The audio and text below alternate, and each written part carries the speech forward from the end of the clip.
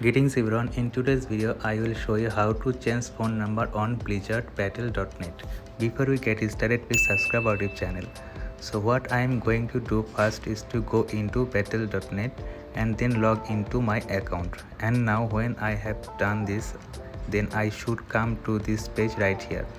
What we need to do now is to click right here where it says account, as you can see, and then click on account settings. So click on account settings and then you should be taken to this page right here.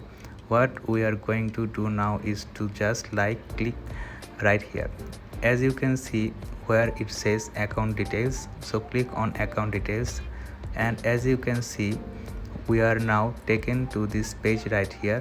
What we are going to do now is to actually scroll down, and as you can see it says phone number in here. I don't have any phone number in here. So if you do actually have a phone number, then you should be able to actually edit your phone number or add a phone number in here. So basically this is exactly how to do so.